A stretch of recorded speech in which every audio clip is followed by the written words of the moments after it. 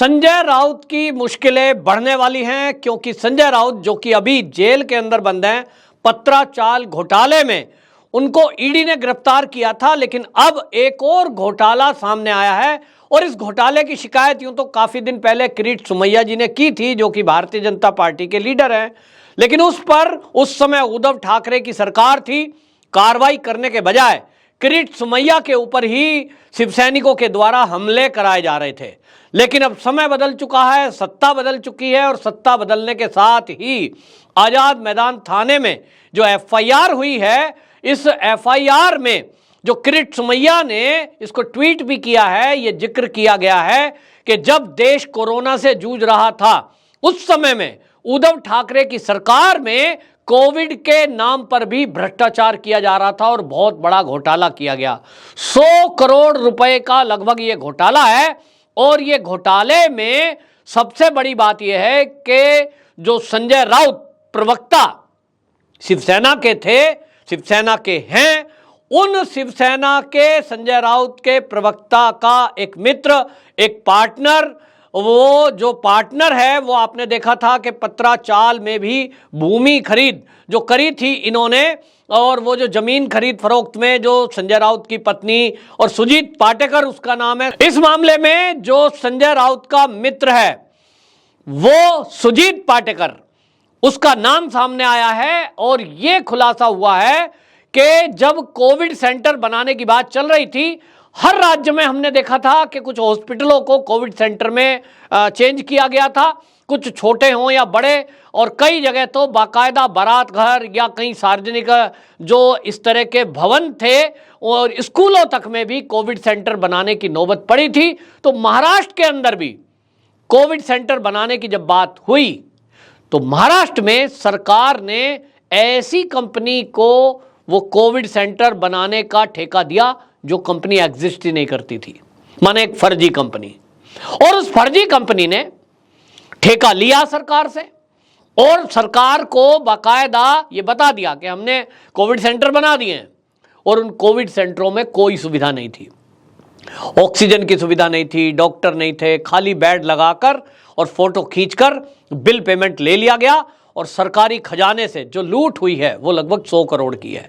अब ये 100 करोड़ का घोटाला मात्र नहीं है, मामला इतना खराब है कि इस मामले में तो बाकायदा ये जनता की तरफ से अब ये मांग उठ रही है कि इन लोगों के खिलाफ तो दफा 302 में हत्या के केस दर्ज होने चाहिए, क्योंकि इन नेताओं ने भ्रष्टाचार करके जहां एक तरफ सरकारी खजाने से टैक्स पेयर के पैसे को लूटा, वहीं जो वो कोविड सेंटर थे जिसमें कोई सुविधाएं नहीं थी कोविड से लड़ने की, उनमें जब लोग भर्ती हुए कुछ सेंटरों में तो वहां वो मरे, क्योंकि इलाज के लिए कुछ ऑक्सीजन थी नहीं, डॉक्टर थे नहीं, नाम के कोविड सेंटर थे, बोर्ड लगा दिया गया, लोग वहां गए सोच करके इलाज होगा, लेकिन उनको बुखार की दवाई और जुकाम की दवाई देते रहे, जिसके कारण कई लोगों की मौत भी हुई है। अब ये जो मामला खुला है वो इस कारण से खुला कि ये जो सुजीत पाटेकर है ये पार्टनर है, इसकी पत्नी पार्टनर है, संजय राउत की पत्नी की पार्टनर है। ये सब जो घोटाला हुआ है इसमें ये गिरफ्तारी होगी, पूछताछ होगी, और ये सब गिरफ्तारी पूछताछ के लिए किरीट सोमैया जो कि भारतीय जनता पार्टी के लीडर हैं, उन्होंने तो ये मांग की है कि बाकायदा इस मामले में राष्ट्रीय आपदा प्रबंधन जो है उस प्राधिकरण को इस मामले की जांच करनी चाहिए। राज्य की पुलिस उस तरह की जांच नहीं कर पाएगी और मामला भी उसी का बनता है, क्योंकि केंद्र सरकार ने बाकायदा सारे राज्यों में ये जो राष्ट्रीय आपदा प्रबंधन का जो प्राधिकरण है इसके जरिए ये अस्थायी कोविड सेंटर खोले थे और इनको मोटा एक फंड दिया गया था, लेकिन उसकी एक गाइडलाइन थी कि वहां पर वेंटिलेटर होना चाहिए, वहां पर ऑक्सीजन कंसंट्रेटर होना चाहिए, वहां डॉक्टर होने चाहिए, इस तरह की सुविधा जहां है उन्हीं को वो वहां पर ठेका दिया जाना या सरकार की तरफ से उसको अधिकृत किए जाने की बात कही गई थी। लेकिन महाराष्ट्र में ऐसा नहीं किया गया। और महाराष्ट्र में आपको बता दें, ये जो सुजीत पाटेकर है इसका एक हॉस्पिटल है, life line hospital management private company, जो मैनेजमेंट कंपनी है, अब इसके खिलाफ ये एफआईआर हुई है। Life line hospital management company इसके नाम से हुई है, और ये कहना है जो किरीट सोमैया हैं कि ये जो कंपनी है इसके पास कोई ऐसा कोविड सेंटर था नहीं, कंपनी एग्जिट नहीं करती। और ये सुजीत पाटेकर ने एक कंपनी बनाई कोविड सेंटर को खोलवाने के नाम पर एक फंड लेने के लिए। यही घोटाला है। और इस घोटाले में अब आपको बता दें, मुंबई के वर्ली, दहिसर, महालक्ष्मी, रेस कोर्स, मुलुंड और पुणे और वहां इस तरह के इन क्षेत्रों में कोविड सेंटर खोलने का ठेका लिया गया। ठेका देने में भी अनियमितता की गई, क्योंकि जब कोई फ्रॉडपंथी होगी और आपने तय कर लिया है कि अपने दोस्त को ही ठेका देना है, फला आदमी को देना है, जबकि सरकारी नियम यह कहता है कि आप किसी भी सरकारी ठेके को यदि निकाल रहे हैं, इमरजेंसी भी है, तो भी अखबार में बाकायदा उसका इश्तिहार देंगे। उसके लिए बाकायदा कुछ 1, 2, 4 कंपनियों से आप कहेंगे कि आप अपने अपने रेट दीजिए। फिर उसमें से अगर बहुत इमरजेंसी होती है तो कोई अधिकारी बैठ करके एक टीम तय कर लेती है कि जिसका रेट सबसे कम है उसको वो टेंडर दे दिया जाए। लेकिन इस मामले में ऐसा नहीं किया गया। सवाल तो ये है कि ऐसा क्यों किया गया, नियम ताक पे क्यों रखे गए? तो एक ही जवाब है। वो जवाब ये है कि क्योंकि संजय राउत का खास दोस्त जो सुजीत पाटेकर है, वो खास दोस्त था। उसको कहा गया होगा तू टेंडर डाल दे, एक कंपनी बना ले, हम तुझे ठेका दे देंगे और 100 करोड़ रुपया दे देंगे, आधे हमें दे देना। अब ये मैं नहीं कह रहा हूं, ये भारतीय जनता पार्टी के लीडर कह रहे हैं। लेकिन अब जांच होनी है कि इसमें कितना पैसा बंदर बांट हुआ। इसमें से सवाल तो ये भी है कि क्या संजय राउत ने ये पैसे अकेले खाए या इसका पैसा हिस्सा उद्धव ठाकरे को भी गया? क्योंकि ऐसा हो नहीं सकता कि मुख्यमंत्री की नॉलेज में ये चीजें ना हो। और मुख्यमंत्री होता ही इसलिए कि सरकार के जितने काम चल रहे हैं, जितने मंत्रालय चल रहे हैं, उस पर वो नजर रखें। खास तौर पे कोविड के टाइम पे जब पूरे देश में हाहाकार मचा था, महाराष्ट्र में हमने देखा कि किस तरह से बुरा हाल था लोगों का।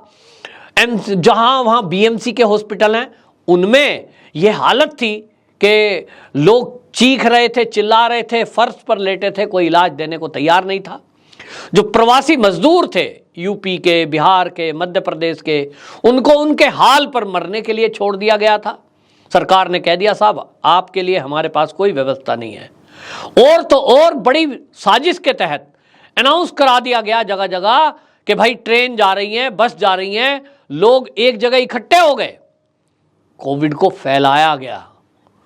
वो जो प्रवासी मजदूर हैं मुंबई से पैदल, आप समझिए कहां उत्तर प्रदेश का लखनऊ है, पैदल पैदल फैमिली के साथ आने को मजबूर हुए। वो दृश्य हमारी नज़रों में हैं। अगर सरकार प्रबंध करती, प्रवासी मजदूरों के ठहरने की और खाने पीने की और इलाज की व्यवस्था करती, तो बहुत सारे लोगों को मरने से बचाया जा सकता था।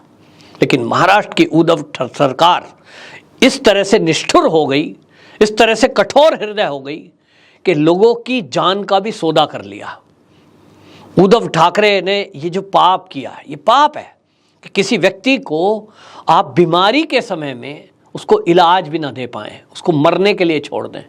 अगर वो राज्य में कोई गया है, बहुत राज्यों में एक दूसरे राज्य के लोग जाते हैं और ख़ास तौर पे गरीबों के लिए हम बात करते हैं।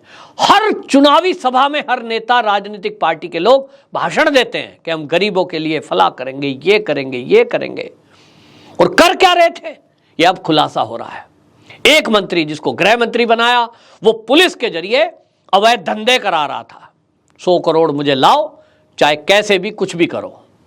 एक जो है, जो अल्पसंख्यक कल्याण मंत्री था, वो बम धमाकों के दोषी से जमीनों के सौदे कर रहा था। आप कुछ भी करो, कहीं भी जाओ, ड्रग का कितना सप्लाई करो, मुझे बस पैसा चाहिए, मुझे पैसे के बदले जमीन ले रहे हैं।